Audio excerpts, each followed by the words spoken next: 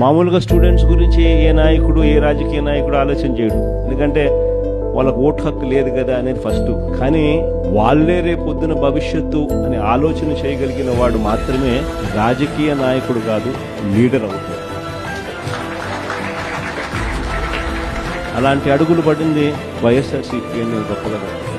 మొట్టమొదటి అడుగులు English medium వైపులు అడుగులు బడులు మార్చాలి. గవర్నమెంట్ బడులలో చదివే పిల్లలు కాంపిటేటివ్గా ఒక ఆస్పిరేషన్గా ఎవరైనా కూడా why should anybody go to Narayana, why should anybody go to Chaitanya, why should anybody go to any private పెద్ద స్కూల్. మన గవర్నమెంట్ స్కూళ్ళు ఎందుకు అలా లేవు? మన గవర్నమెంట్ స్కూళ్ళు ఎందుకు ప్రైవేట్ స్కూళ్ళతో పోటీ పడే పరిస్థితి ఎందుకు లేదు? గవర్నమెంట్ స్కూళ్ళ ప్రైవేట్ స్కూళ్ళతో పోటీ పడే పరిస్థితి వచ్చినప్పుడు, లేదా ప్రైవేట్ స్కూల్సే గవర్నమెంట్ స్కూల్స్తో పోటీ పడే పరిస్థితి తీసుకొచ్చినప్పుడు అప్పుడు పేదవాడి జీవితం బాగుపడుతుంది అన్నది మొట్టమొదటి సీడ్ అక్కడి నుంచి పడింది.